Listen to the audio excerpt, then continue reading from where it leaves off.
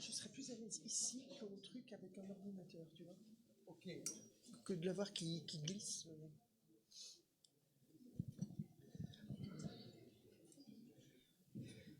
Messieurs, messieurs, maintenant nous allons conclure. La conclusion sera présentée par mon ami et collègue, ami de longue date. On était ensemble au Collège de France, à la bibliothèque. On fait nos thèses ensemble. Nous avons le même professeur. Nous avons fait notre thèse avec le professeur Snisser. Sur le même sujet ou presque. Presque sur le même sujet, oui. Moi, je recherche sur les Phéniciens, l'Orient phénicien et Carthage, et elle sur Israël et l'Orient phénicien. Non, mais... Actuellement membre de l'Académie des inscriptions et de belles-lettres. Grand spécialiste, pas seulement des Phéniciens, mais du syriaque. Elle a écrit des ouvrages. Donc nous avons l'honneur, vraiment, d'écouter mon ami et collègue Françoise Auriguel Châtonnet. Merci, Monsieur le Président. Il me revient donc la lourde responsabilité de rassembler en bouquet les différentes communications que nous avons entendues sur ce dossier de recherche exceptionnel pour un historien des religions et des mentalités. Et je commencerai par l'événement qui nous rassemble en ce mois de décembre. Dans le compte-rendu de la séance de l'Académie des inscriptions et belles-lettres du 13 janvier 22, puisque vous m'invitez à ce titre-là, il fallait que j'en parle, se trouve la mention suivante. Monsieur Poinceau, directeur du service des antiquités de Tunisie, par un télégramme en date du 10 courant, donc du 10 janvier, annonce à l'Académie la découverte faite par messieurs Icare et Gély, auxiliaires du service des antiquités, d'un curieux sanctuaire punique avec autel et sculpture à proximité des ports de Carthage. 15 jours plus tard, le 27 janvier, sont présentés de nouveaux éléments. Monsieur l'abbé Chabot appelle l'attention de l'Académie sur le sanctuaire dont M. Poinceau a signalé la découverte par télégramme. Il s'agit de monuments très intéressants pour l'archéologie phénicienne. M. Icare a mis à découvert des stèles puniques, quelques-unes avec inscription, encore à leur place primitive. Au-dessous de chaque stèle se trouve une urne avec des ossements d'oiseaux et, dans une couche inférieure, des autels en pierre d'assez grande dimension, ornés de scènes figurées qui apporteront sans doute des éléments nouveaux pour l'étude de la religion carthaginoise. Ces autels doivent remonter à l'époque de la grande prospérité de Carthage. On faisait déjà de la chronologie.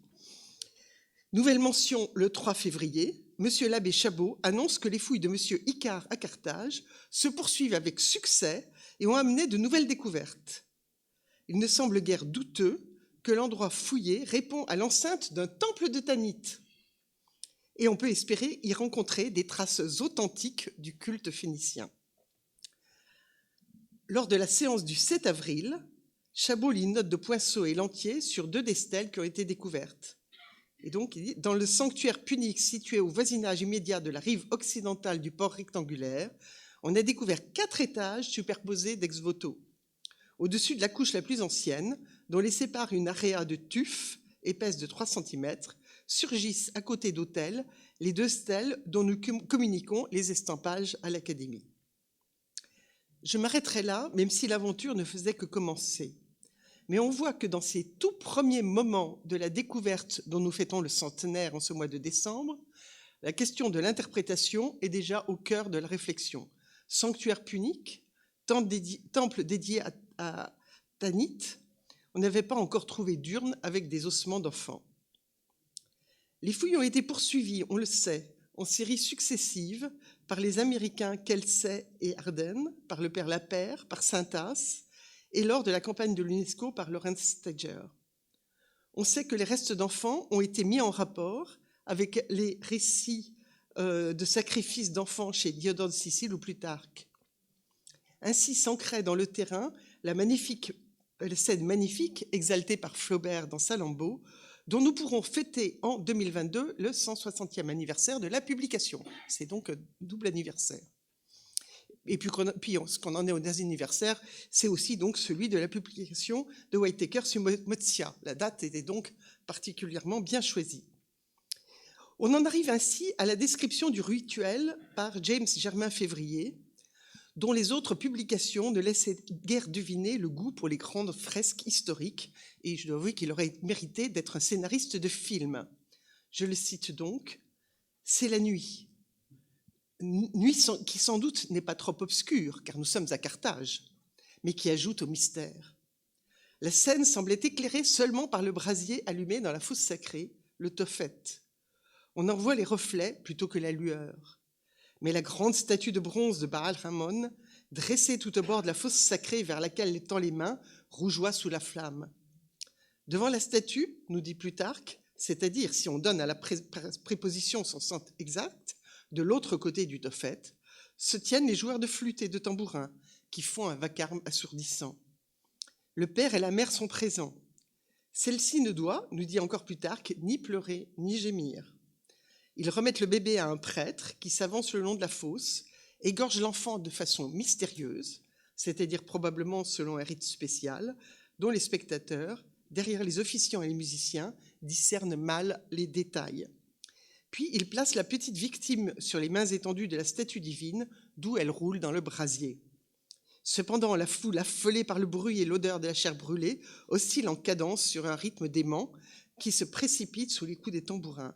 L'offrande de chaque nouvelle victime accroira cette frénésie collective. On se croirait dans une rave. Hein.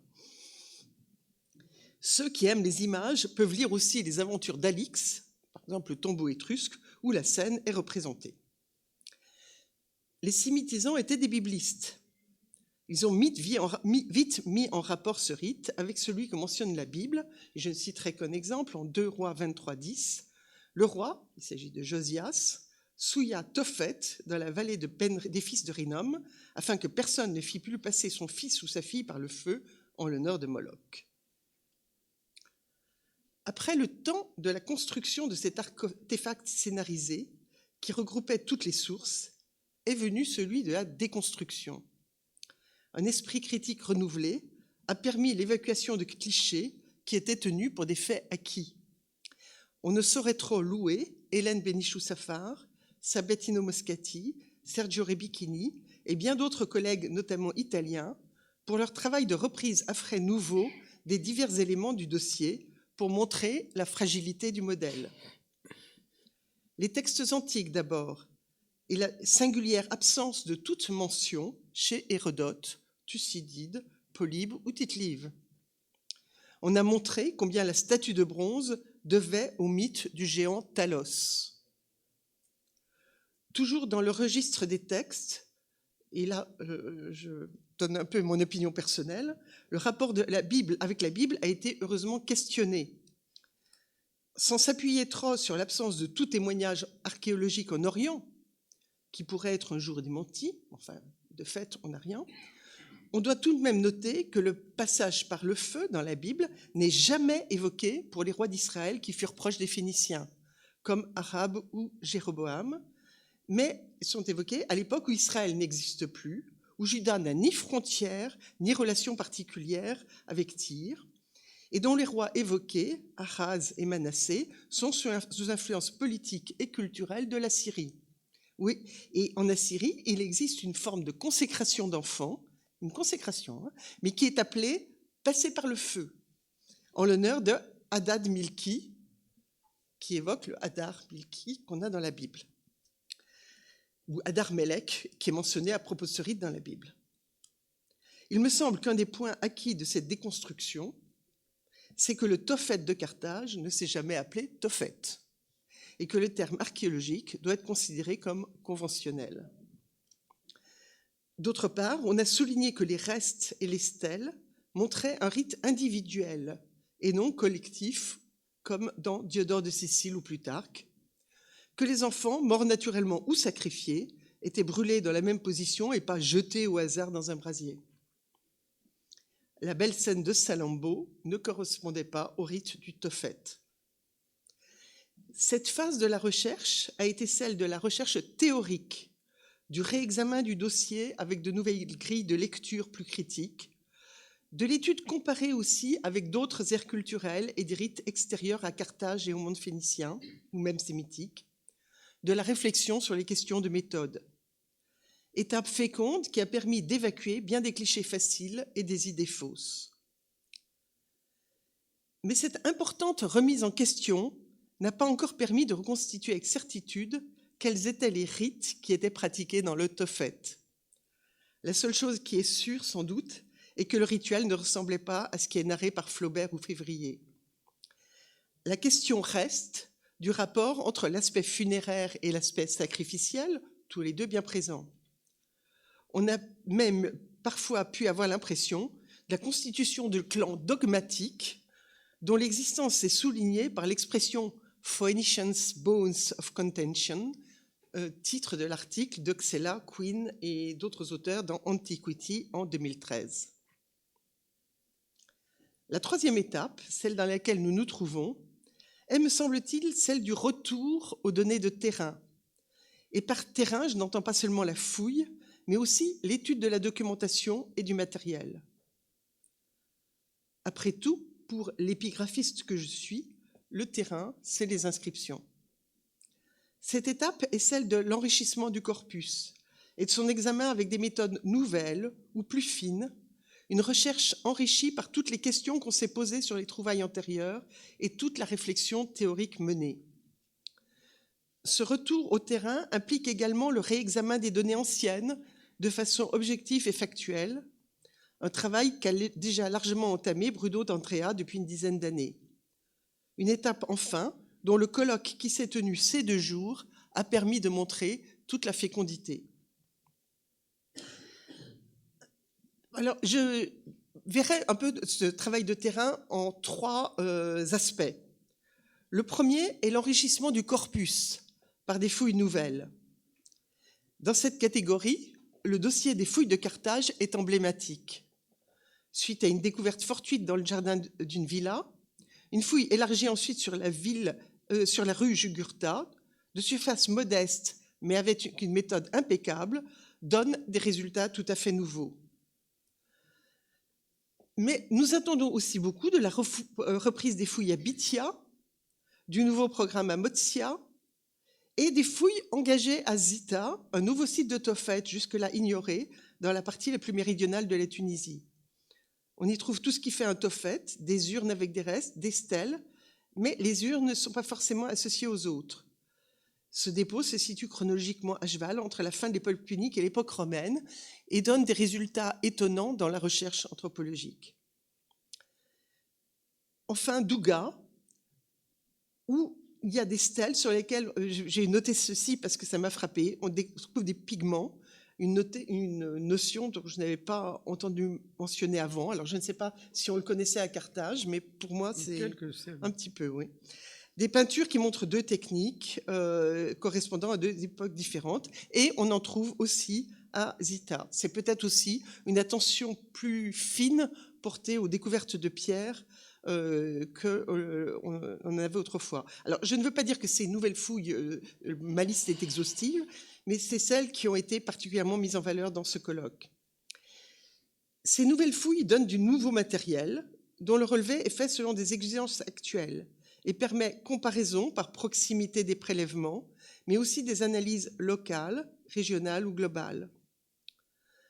On doit faire une mention spéciale de l'apport de la collaboration entre les sciences dites dures, mais si on les appelle dures, ça veut dire que nous avons une science molle, et j'aime pas trop, ou alors des sciences inhumaines, puisque nous sommes dans les sciences humaines, je ne sais pas. En tout cas, l'anthropologie, qui a d'ailleurs...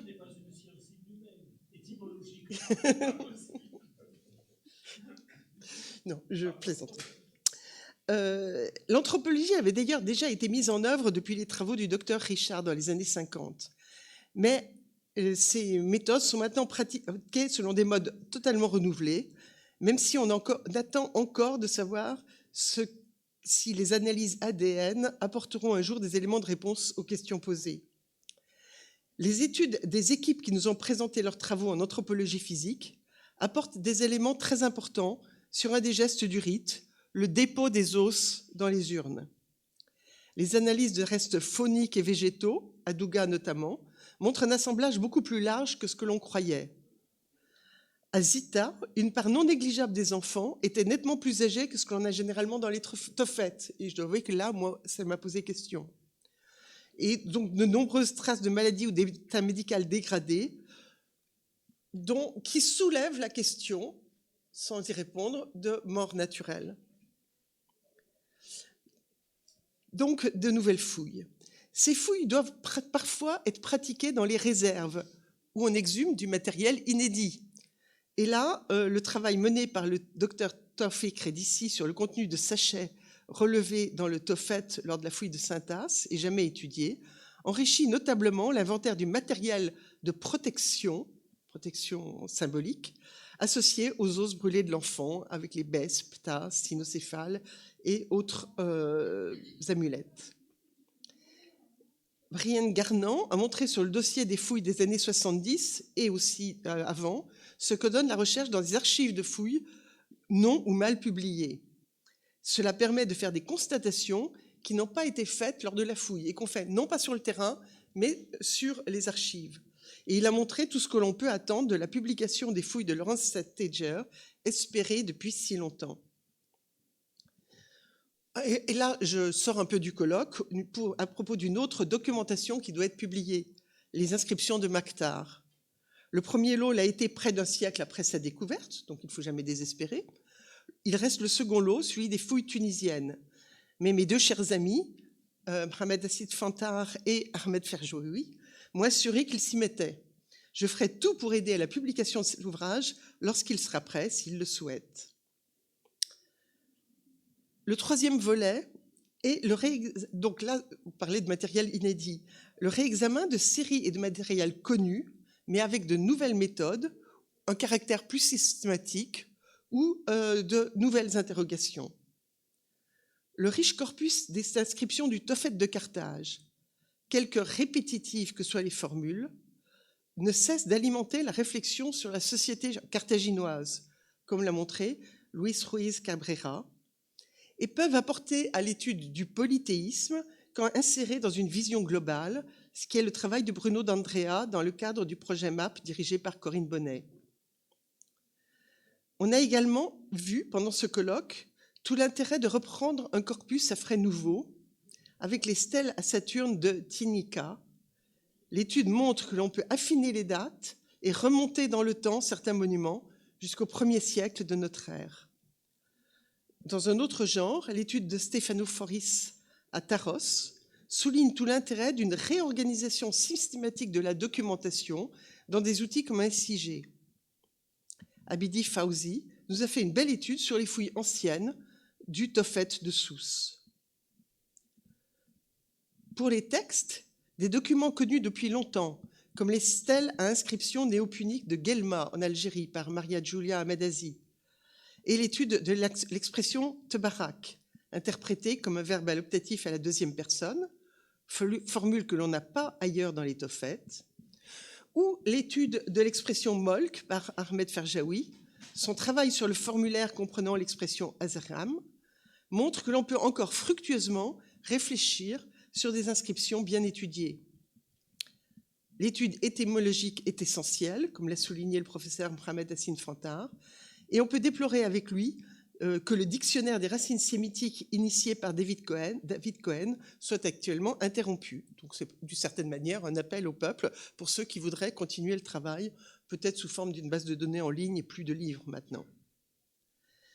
Enfin, et là aussi j'apporte quelque chose qui n'a pas été mentionné mais qui me semble s'insérer parfaitement dans ce travail, dans la problématique de notre colloque, le programme d'Hélène Lemot sur les stèles du Tophet conservées au Louvre. Programme qui comprend une importante part de restauration pour ces monuments qui ont séjourné, et pour certains longuement, dans la mer. Une base de données avec études archéologiques et épigraphiques, celle-ci menée par mon étudiant Stevens Bernardin, mettra à disposition de tous photos, descriptions et lectures. Ces différentes approches se complètent, la documentation ancienne réexaminée peut révéler du nouveau. À partir de toute cette documentation, nouvelle ou renouvelée, la réflexion peut avancer dans le sens d'une archéologie du rite. Je soulignerai d'abord l'accent qui a été mis sur la chronologie et l'évolution du rite, notamment par notre collègue Orsinger. et Sami Bentahar a bien souligné l'importance d'arriver à des conclusions sur ce point. De fait, les travaux qui montrent des évolutions chronologiques ou des différences à un niveau régional ou global permettront de réfléchir à ce qu'est l'essence du rite, par-delà les évolutions ou les différences régionales, et aussi de poser la question de différence dans la signification selon les lieux et les temps. L'étude anthropologique permet de constater différentes stratégies dans le rite. Ramassage total et soigneux ou prélèvement. Pour ceci, il est essentiel de travailler sur des urnes dont la provenance est bien relevée et où on peut rechercher les reliaisons anatomiques entre deux ramassages dans deux urnes différentes. Sans cela, la comparaison n'est pas possible quand ce ne sont pas les mêmes questions qui ont été posées lors des études. Ainsi, ça a été vu pour Motia et Carthage sur le mode de ramassage. La question aussi soulevée du bûcher avec une chaleur qui n'est pas homogène. On peut s'interroger sur le rôle des divinités. Et d'abord, avant tout pour Tinnit, et là je plaide moi pour la vocalisation Tinnit, parce que je ne crois pas que la vocalisation Tanit soit en fait fondée plus sur des textes phéniciens. Donc Tinnit, qui n'est pas mentionné dans les stèles hors de Carthage, mais dont l'existence est maintenant sûrement attestée dans la mère patrie, en Phénicie orientale, et qui est peut-être présente, comme l'a dit Edith Dridi, dans la figurine léontocéphale dont on trouve des statuettes, même dans les sanctuaires où toutes les dédicaces sont faites à Baal-Hamon. Matthew McCarthy a bien montré quel est l'apport des images pour la réflexion sur le sujet à partir d'une iconographie de l'enfance. Ce point d'étape que nous venons de vivre, qui a été une très grande qualité, montre qu'il reste beaucoup à chercher, mais aussi qu'il y a des équipes qui sont engagées dans des programmes fort intéressants et qu'une méthodologie rigoureuse, une analyse précise sur un lieu et dans un cadre chronologique précis, mais en aller-retour avec d'autres lieux et les autres périodes, disons la dialectique entre études de cas et vision globale, apporte des résultats. L'essentiel des questions demeure. La fonction de ces sanctuaires, aire sacrificielle ou nécropole votive. Alors, je crois qu'on a acquis l'idée que ce n'était pas de simples nécropoles, mais comme le soulignait Michel Gras dans l'introduction du livre de Bruno d'Andrea, une nécropole est-elle jamais simple? Une nécropole est toujours aussi un lieu de rite. Ce sont des sanctuaires, et notamment, comme l'a souligné Lorenzo Nigro, parce qu'il y a une enceinte et donc un téménos. Mais cela n'exclut pas que des individus décédés naturellement aient pu y être inhumés à l'issue d'un rite particulier. Deuxième question qui me semble rester pendante et peut-être moins évoquée mais importante, pourquoi seulement en Méditerranée centrale? Dans l'état actuel de la documentation, ces sanctuaires sont uniquement attestés dans un bandeau vertical de l'Afrique à la Sardaigne, en passant par la Sicile et Malte. Certes, absence de preuve n'est pas preuve de l'absence, on l'a bien dit.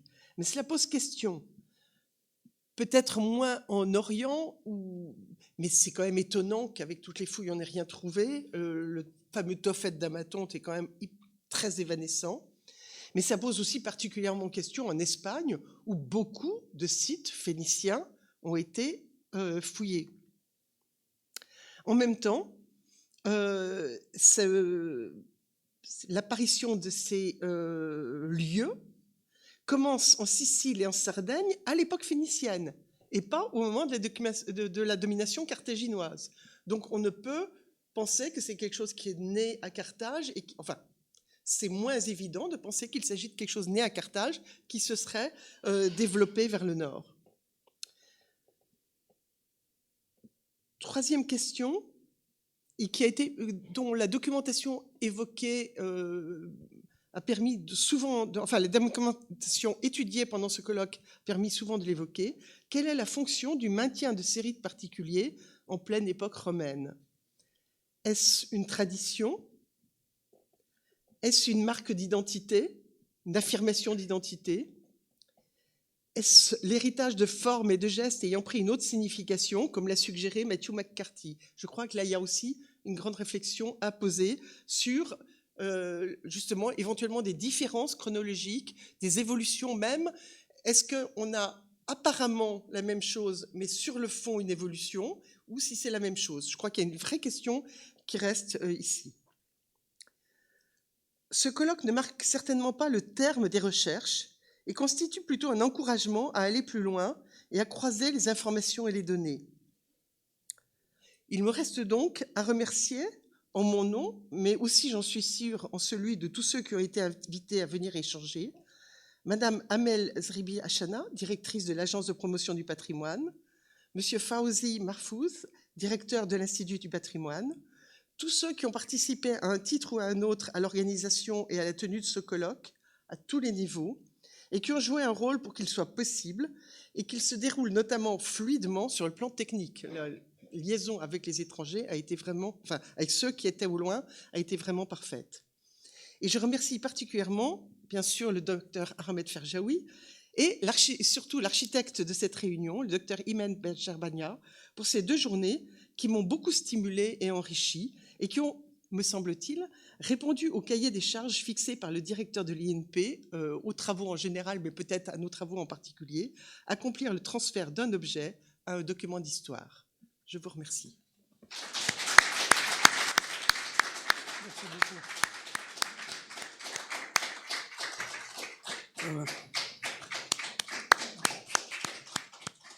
Et l'avantage, c'est que vous n'avez pas droit aux questions ou aux critiques. Exactement. Juste pour dire 2 mots avant la fin, pour remercier d'abord tout le monde, pour remercier tous les collègues présents ici ou qui ont fait leur communication à distance. Merci d'être là parce que ces 2 jours étaient vraiment très intenses, très denses, avec beaucoup d'informations, beaucoup de nouvelles données. J'espère que c'est le début d'une tradition, qu'on aura l'occasion d'organiser encore quelques rencontres sur ce thème très fascinant, très passionnant, mais aussi très difficile à traiter. Je remercie Madame Françoise Briquel-Châtonnet d'avoir accepté de faire la conclusion de ce colloque et d'assumer cette tâche si difficile, si compliquée. J'aimerais aussi remercier toutes les personnes qui ont veillé à la bonne organisation de cette rencontre. Bien évidemment, à leur tête, l'Institut national du patrimoine et l'Agence de mise en valeur et de la promotion culturelle. Je remercie l'équipe du régie, toutes les personnes qui ont veillé que la connexion soit vraiment à la hauteur. Ça nous a permis vraiment de voir et de bien suivre les communications à distance. Je remercie mon ami Daouda, qui a vraiment beaucoup fait pour que l'organisation soit excellente. Et voilà, je ne suis pas vraiment habitué à ce genre de discours officiel. Je donne la parole à mon ami Daouda Sow, qui représente à la fois l'agence et qui est aussi chargé de mission au ministère des Affaires culturelles. Merci Imed de me donner cette opportunité de parler, cette fois-ci pas au nom de Madame la Ministre, mais au nom de l'Agence de mise en valeur du patrimoine de promotion culturelle. Ça a été une petite frustration pour moi hier de ne pas parler au nom de l'agence, parce que quand Imed est venu me voir il y a plus de 7 mois pour me demander qu'on noue un partenariat pour l'organisation d'un congrès sur l'autofait, je n'ai pas hésité 30 secondes, à la fois pour des raisons objectives et subjectives. Mais avant de venir à ces raisons-là, je tenais à remercier particulièrement les techniciens, Oussem, Soufiane, Anis, Zied, Mohamed, Razi, Ikram, qui sont mobilisés pour que les conditions du direct soient pratiquement parfaites.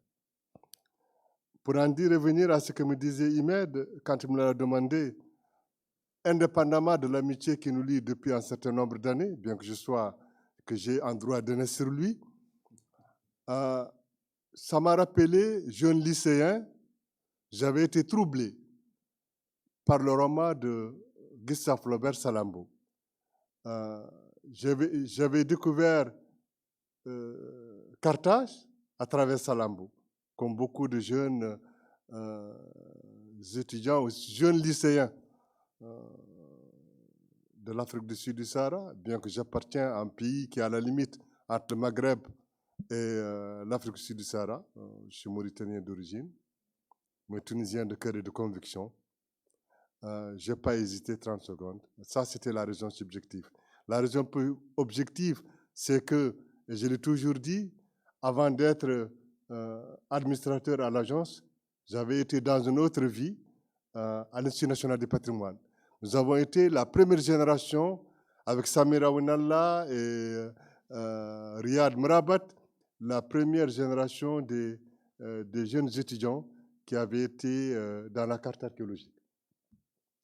Je ne peux pas finir sans conclure par cette belle citation de Marc Aurèle, pas le Marc Aurèle empereur, mais le Marc Aurèle philosophe, qui avait dit, je le paraphrase, « Mon Dieu, accorde-moi le courage de changer les choses que je peux changer, la sérénité d'accepter celles que je ne peux pas changer et la sagesse d'en distinguer les deux. » Et sur ce, je dis que ça a été au-delà de nos espérances, parce que vous ne pouvez pas imaginer le nombre de gens qui ont suivi en direct, en streaming, l'ensemble de vos communications et de vos questions.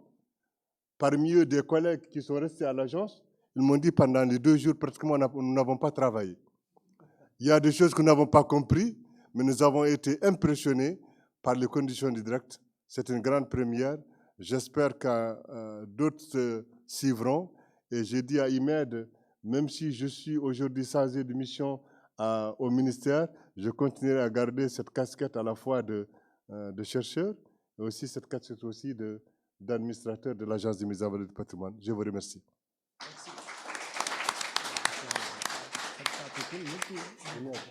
Moi, je vais aller.